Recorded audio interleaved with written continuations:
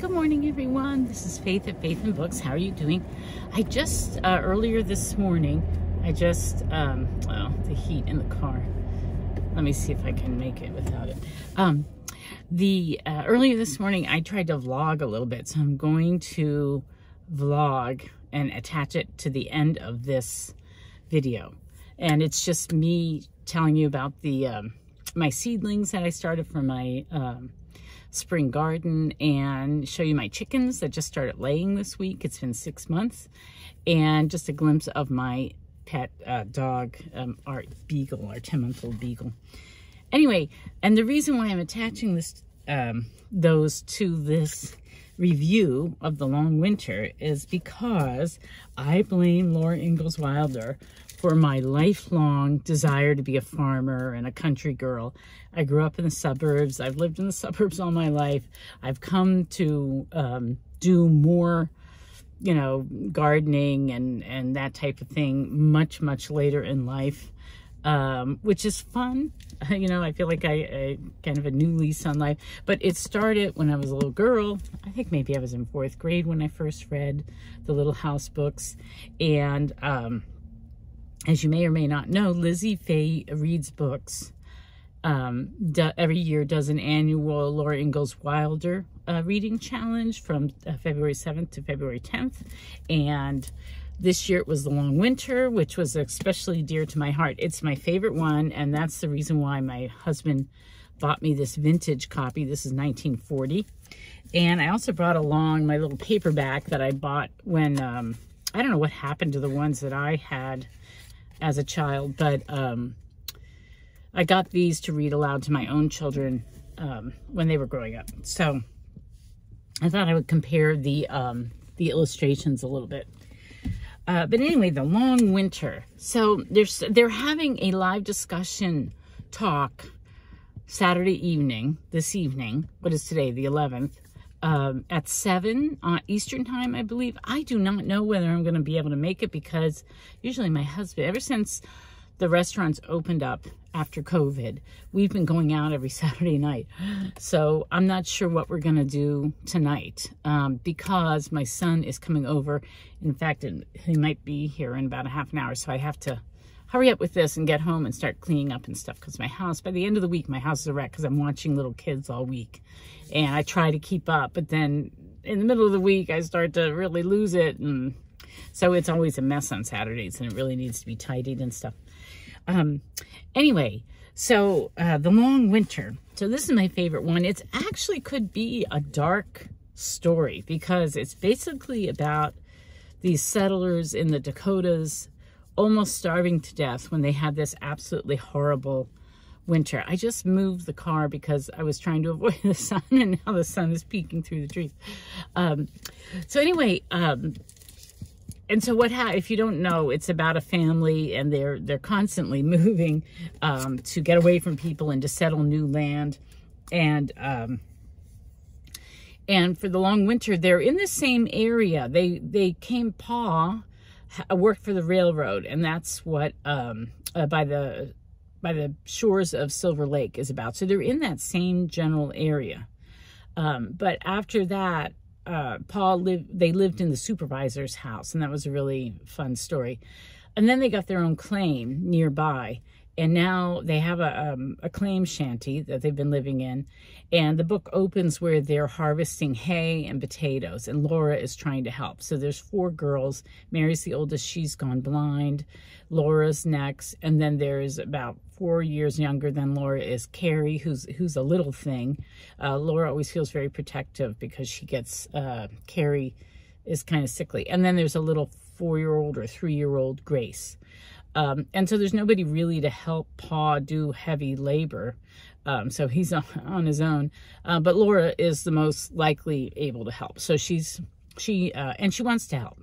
And so she helps him bring in the hay, and she helps Ma dig up the potatoes.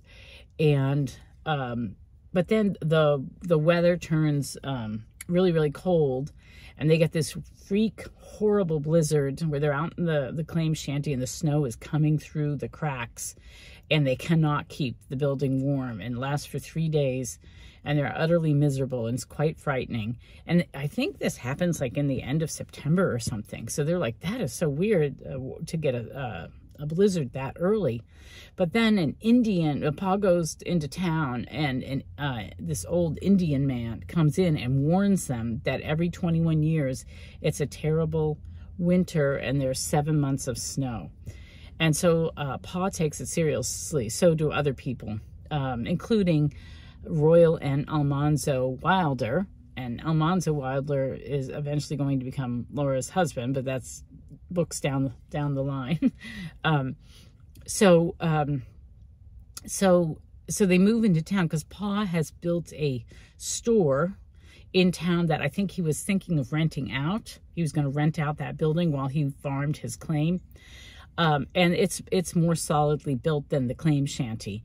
And so they move, and they want to be in town just, you know, because it seems safer to be closer to other people.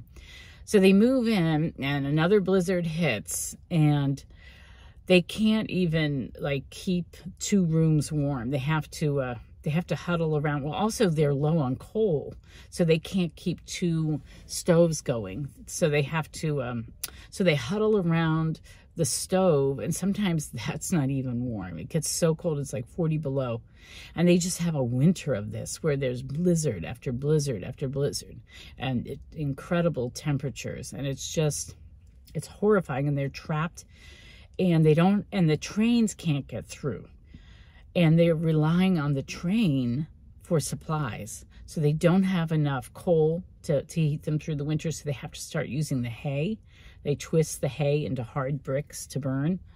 And that's a very arduous chore. They don't have enough wheat to get through the winter. They don't have enough milk to get through the winter. They don't have enough potatoes to get through the winter. And so, so it's a really bad, I mean, they're facing starvation. And so there are just a few things and so it's what happens, how they manage to survive. And there's just a couple of things that just kind of troubled me about it. One was, first of all, that they should have planned for winter better. What were they thinking? Pa had been caught in a blizzard before. They knew they were living in the Dakotas. I just think that they, you know, poor planning. But also, there's this very, you know, Laura Ingalls Wilder was a real libertarian. And there's this real, you know, pioneer spirit, you know, you're an independent, you do everything yourself, don't rely on other people. And that's expressed throughout the story. Except, of course, they are completely relying on other people because they were counting on the trains coming through, right? They're completely relying on to not freeze to death, to not starve to death. So all this talk about independence, and then the trains can't get through. It made me think about today with our supply chain issues. And there are really dire supply chain issues, like with baby formula and with medications. And, you know, and that right now, eggs are a big thing because of the avian flu. Eggs have gotten really expensive. That was something I like, why didn't they have chickens? If they had chickens, they could have saved eggs, you know, because you can pickling lime. I'm sure Ma had access to pickling lime and water and a big jar, a big container, and you could save eggs all winter. I thought that's what people did back in the day, but they didn't save eggs. They didn't seem to have chickens. I mean, it's just, I don't know. I'm looking back, I'm like, why didn't they plan better? I think when I read this as you know, a child or whatever, I was really admiring of their courage, because they're always trying to be resourceful, and they are extremely resourceful, and they're trying to be cheerful. They see stoicism as a real virtue, and that's good. But I still think that, I don't know, looking back as an adult, I just think there should have been more forethought.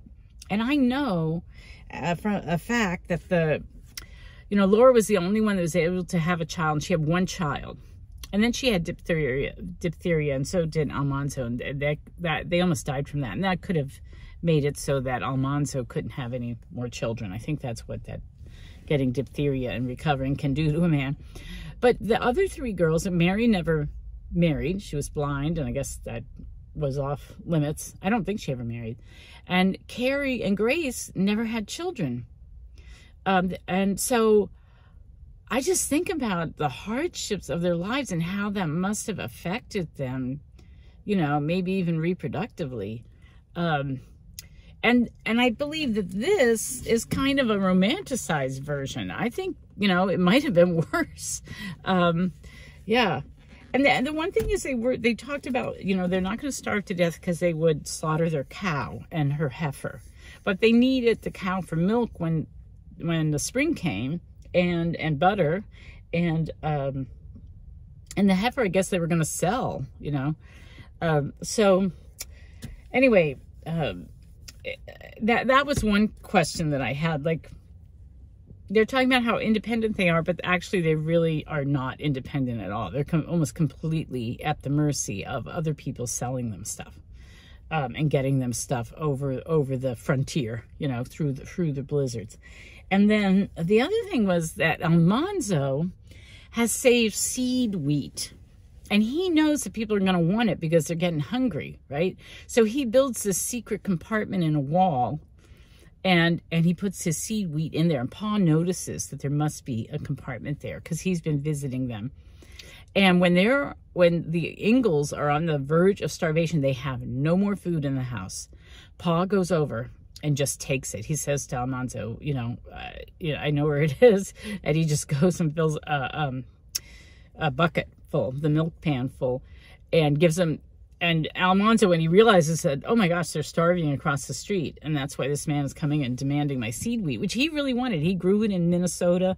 He grew the wheat, and he saved it, and he hauled it to the Dakotas, and that's what he was going to start his farm with. And he really wanted that wheat. And but, you know, when he realized they were starving, he says, okay, you can just have it. And then Pa says, no, let me pay for it. And so then they wrangle, and then Pa pays 25 cents or something for this big thing. And that's what gets them through the rest of the winter. So literally they grind it in a coffee mill because they don't have a mill to grind the wheat. And Ma just bakes this bread twice a day, and that's what they eat for a few months, like 3 months. And Paul is starving, like he's losing his strength, and he can't play the fiddle because his hands are so cold from being outside taking care of the horses and the cow, and having to go out and haul hay from the claim in between blizzards, which was always dangerous because the blizzards would just come up all of a sudden. But anyway, Almanzo doesn't want to sell his seed wheat, but then he realizes that that they're about, I think they figure like there's like 82 people in the town.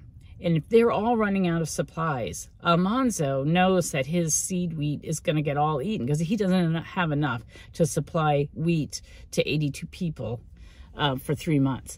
And so they hear that there's this place, this claim like 20 miles outside of town where the guy had a lot of wheat. They heard it from somebody when they were working on the railroad trying to get the snow shoveled away so the train could get through, which was futile. They stopped even trying because it just didn't work.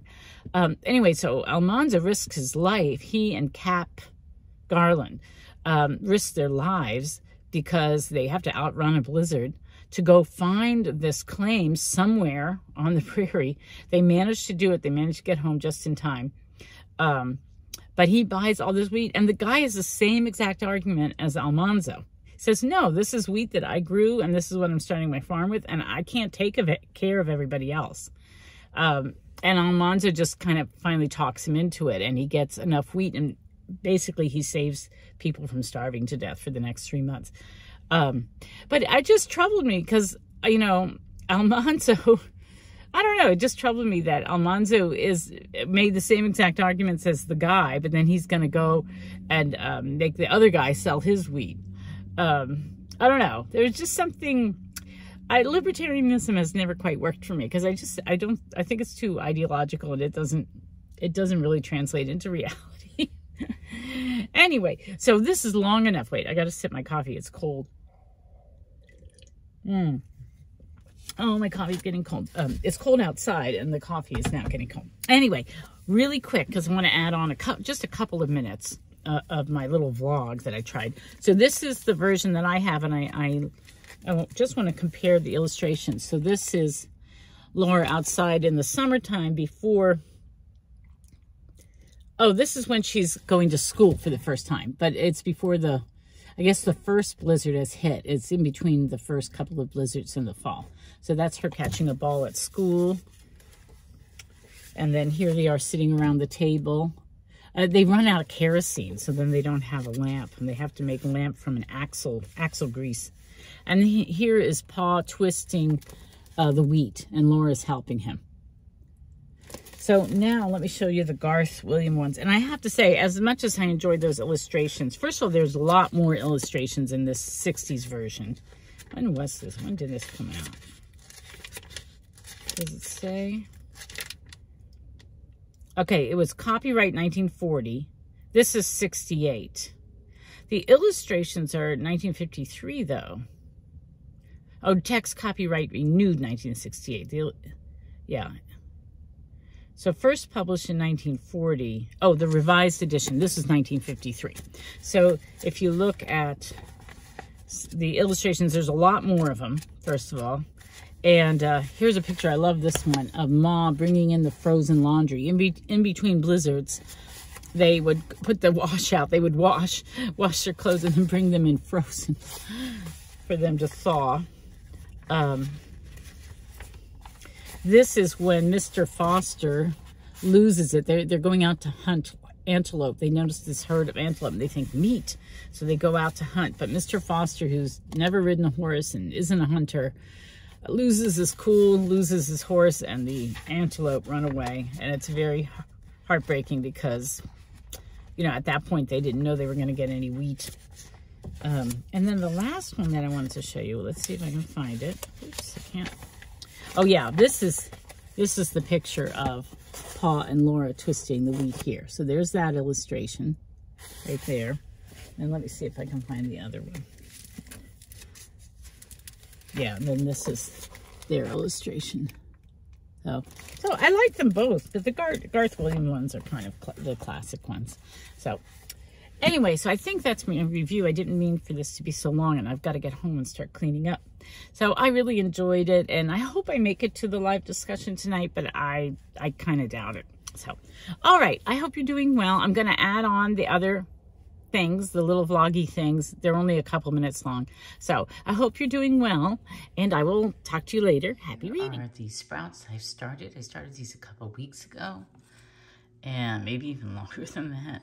This is broccoli right here. This is red cabbage. This is kale. And then this is celery, and I put way too many seeds in. This is the problem I have. I put too many seeds in, so I have to sort of what they call prick it out with like the point of a pen or something, the healthiest ones, and transplant them. But maybe I can wait a few more days. This is always a tricky part for me. I get the seeds started, and then I realize I have to separate them and move them to a bigger pot. So yeah, so that's what's going on here. I tried to plant, tried to start peppers, some bell peppers and some banana peppers, and I tried coconut core, which is a new thing for me. There were these little seedling pots made from coconut core, and it was too dry. And I also, for the first time, I'm using a heating pad because supposedly peppers and tomatoes take a lot longer to sprout, and they say the heating pad helps. But I got one sprout and then it died. I mean, out of the ones I planted. So then I planted like 8.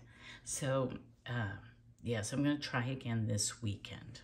That's my goal for the I'm gonna try both peppers and tomatoes. So I think I'll try the determinate tomatoes first, and then I'll succession sprout them after that. Mint, hey Mint, look up, there you go. These are my chickens. These are called Golden Buff. They're also called Red Sex Link, and other Red Star. Different hatcheries give them different names. And they're supposed to be layers, so they're not meat birds. Wait, do I have this upside down? Hold on a second. I'm not sure what I did there. Before I, let's see how this comes out. Before I had Buff Orpingtons, which are the big, handsome yellow birds. These are, to me, a little bit ugly. And they're peckers, and they fly. They're much flightier, but they're lighter. They don't eat as much feed. And they only lay eggs. And I'm not really interested in butchering chickens. I mean, maybe I could be, but I don't really care right now. I just want the eggs, which I really enjoy having. So let me give them some water. I don't think they're getting quite enough water. They just started to lay, so I feel my feelings have warmed up towards them. It's been 6 months, and they were kind of a pain in the patootie, but now that they're laying eggs, I'm really happy.